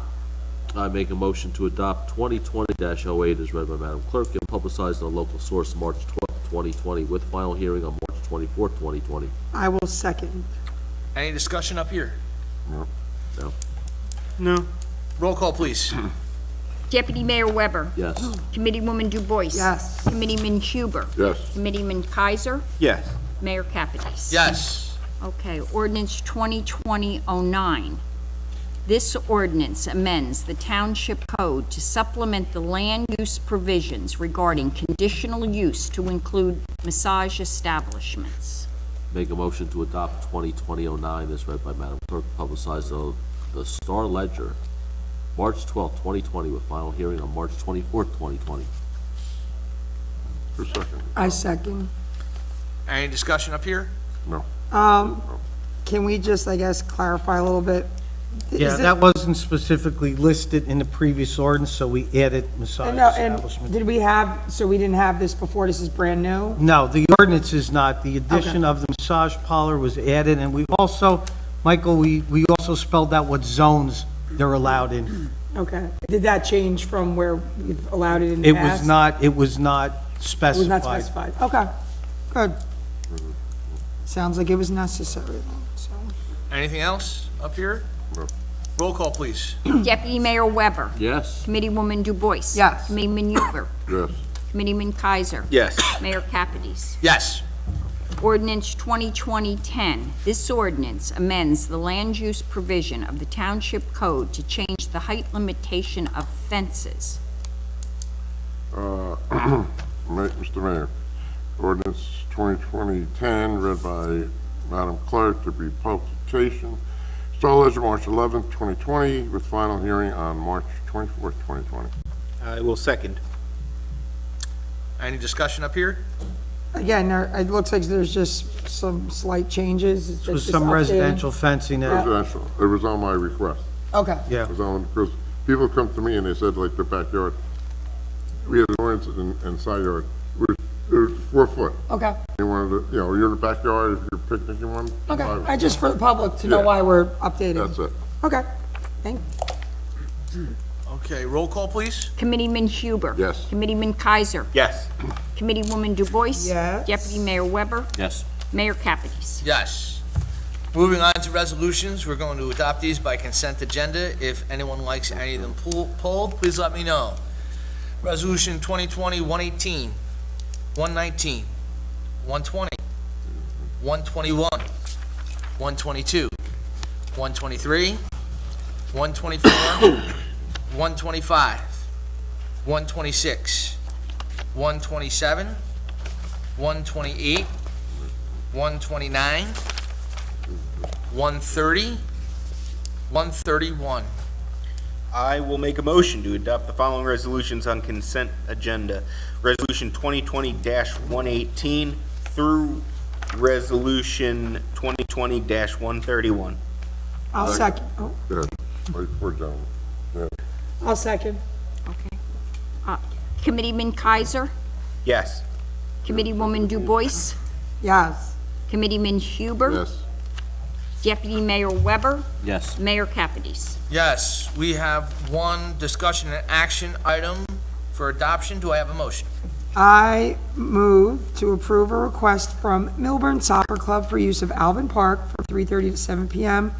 on March 30th and 31st, April 1st and 2nd, and use of the pool field from 3:30 to 7 p.m. on April 13th, 14th, 15, 16, and 17, the 20th, 21st, and 22nd, for purpose of travel soccer team tryouts, as approved in 2018 and 2019. Hold harmless and certificate of insurance provided. I'll second that. I got a few questions. Why is Milburn coming to us? They've done it the past 2 years, and it's been approved, and I imagine they don't have enough soccer fields for their tryouts. It's the soccer club, so I don't believe, Not the school. it's not the school, it's a Yeah, club that's team. the club, but, If we have the space, doesn't- yeah. All right, I was asking, I just wanted to know. All in favor? Aye. Okay, unfinished business. I just do have a couple of quick items. Again, I'd like to thank Deputy Mayor Weber for taking the first part of the meeting. I understand it was very productive and very informative, and thank you again. Usually I announce at this meeting what our workshop topic is going to be for the end of the month. Mr. Brisicolo, no, listen, I've stole your thunder before. You absolutely can steal mine. As Mr. Brisicolo mentioned earlier, we are going to be speaking about our television equipment and television broadcast. So again, if there's anyone here that has any comments or would like to speak on it next, the fourth Monday of the month, please do. I guess, for all intents and purposes, we should, televise that portion of the workshop, just so people are aware of our conversation, and then we will cut the feed and go on with our work session. Also, I did meet with the Business Improvement District, Scott Seidel, Mike Scalera, and Beth Lippman, about plans for redevelopment and downtown, and it was nice to kind of sit with them for a while and get reacquainted, and definitely speak about the relationship between the Township Committee and that committee. It was well received, and I appreciate them making the time to meet, sit, and talk, and there's certainly more of that to follow. Anyone else have any unfinished business? Well, I just want people to know that our last workshop, we talked about the redevelopment. Mm-hmm. All right, on Monday, we're just going to, we have Gomes coming in to the planning board, special meeting. I think it's at 6:30, I do believe. Yes. And hopefully, after all this time, we will be approving his plan, as long as he meets with Mike and the chief, everyone else's qualification, and that's it. So I figure if people want to come in and see it, and then it will be 45 days before you can really start doing it. That's final site approval on Monday night. So I just want people to know that. That's it. That's all I have. I got nothing, shocking. Oh, my God. Call first thing. Anyone else? I do. Please. Nothing? Okay. Any correspondence? We have none. At this time, I'd like to open up the meeting to public comment on any governmental issue. If you'd like to speak, please come to the microphone, state your name and address for the record, and you have a 5-minute time limit. Okay, Wendy Jones, 158 Milltown Road. I have 4 brief things. One, what is the vaping presentation? What is that? We're not gonna be. So when, Hope not. I guess it's an alternative now to cigarettes instead of the actual cigarette. Well, you don't have to tell me what it is. I just want to know why it's called a presentation, because our son is addicted, and I don't want anybody presenting vaping as a positive thing. Oh, no. It's not, it's about the dangers of vaping. Okay. It's about the dangers of, Okay, it's about the dangers of vaping. Yeah. What we as residents, what we as parents, Yeah. what we as just concerned citizens can know, become informed, what are the dangers, for those that may not be familiar, what it looks like, what it is, how it works, and just the dangers and precautions that we need to be thinking about when it comes to vaping. Okay, that's good. I can't think of a better word off the top of my head. Presentation makes it sound positive. That's the problem with it. Okay. Number 2, I never did thank people for trimming our tree in front of our house because there were some branches that were about to connect with the power line, and that was done. I want to thank you for that. And the last 2 things, what's happening with the ordinance opposing the proposed Pilgrim Pipeline? It's in process. Still in process. I'm speaking with Mr. Dowd about it. Okay. It's in process. Okay, I know he Not said, yet. on January 30th, he said 1 to 2 months, so I'll be back in 2 weeks and ask again. I hope you will be. Okay. I'm counting on it. All right, and the last thing is, what's happening with Sarah Bailey? Not at this point. There is nothing there's absolutely no news to report right now on Sarah Bailey. Okay, I'll tell you what the rumor is. I'm not on Facebook, but I know someone who is. And they said that they read that Sarah Bailey was going to be demolished or had been sold. Nope. That Where was is, that? I love when and people. That is a rumor. Okay. And that is just that. All right. And it would be irresponsible of us to start spreading that. And I'm always on telling you Facebook. right I now, didn't read that one. Oh, this is what I heard. That's a Nothing's hoax. happening to in the Sarah immortal Bailey. words of our. Nothing is happening with Sarah Bailey. Nothing at all. Not at this Not right this minute. Not at this time. Yeah, well, very No demolition. legalistic. So when I hear language like that, I'm a little, I know nothing is happening at this time, and I put that in italics, but okay. All right, thank you. You gave me the information that I asked for. Thank you. Thank you. The struggle continues. Who you telling? Anyone else wish to speak? Seeing none, I'm going to close. One more thing. Sure. I'm just going to officially close the public comment portion of the meeting. Go ahead. I'd like to congratulate the 6th grade boys to make it to the semifinals of basketball. 6th grade girls, they're in the finals this week, I think. And the 4th grade boys are also in the finals of our travel and basketball teams that I know. So I'd like to congratulate all of them. And Thank you. Anyone else? I think that's it. Okay, do we have a motion to go into executive session? no, motion to adjourn? Read this. No. Can I'll Second. read this? Sure. Our Resolution 31020, whereas Article 6 of the Open Public Meetings Act provides that a public body may hold a closed session, and whereas the Township Committee will, during this meeting, enter into discussion of the following matters: contract negotiations and attorney-client privilege redevelopment, Mars Avenue, contract negotiations, attorney-client privilege, RVSA. Whereas the matters to be discussed in closed session are to remain in the strictest of confidence by all Township Committee members in furtherance of their fiduciary duties to the Township. Now therefore be it resolved, matters discussed at this meeting will be released to the public when the reasons for discussing and acting upon them in closed session no longer exist. I have a motion. Second. There you go. All right. And Oh. on